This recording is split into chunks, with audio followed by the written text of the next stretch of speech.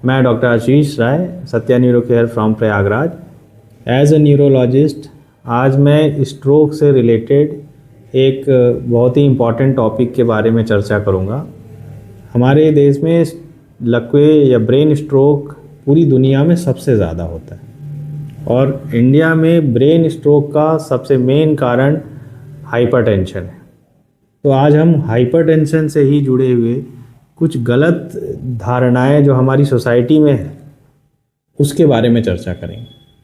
Generally BP के बारे में लोग ये सोचते हैं कि एक बार बीपी की दवा खानी पड़ गई तो जीवन भर खानी होगी, और उसी डर के मारे लोग बीपी बढ़े रहने के बावजूद बीपी की दवा नहीं खाते हैं, या खाते भी हैं तो बिना डॉक्टर की सलाह लिए जल्द छोड़ देते हैं जैसे ही बीपी नॉर्मल हो जाती है, और या फिर दूसरे नॉन कन्वेंशनल तरीक़ों से बीपी कम करने की कोशिश करते हैं।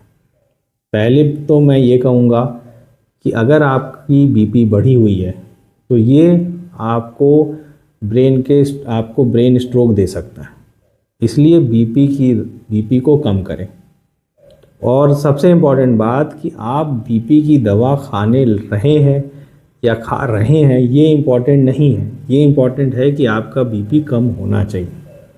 अगर सपोज़ आप बीपी की दवा खाने के बावजूद भी बीपी बढ़ा हुआ है तो उसका कोई मतलब नहीं कि हम तो दवा खा रहे थे। कई मरीज़ जो हमारे पास आते हैं वो इसलिए आते हैं कि उनका बीपी अचानक से बढ़ जाता है और वो ब्रेन स्ट्रोक लेके आते हैं। और ये ठंड का सीज़न शुरुआत हो रही है और इस समय हर बीपी के मरीज़ को या हर वो इंसान जिसकी उम्र 50 के ऊपर है अपना बीपी ज़रूर चेक कराएं।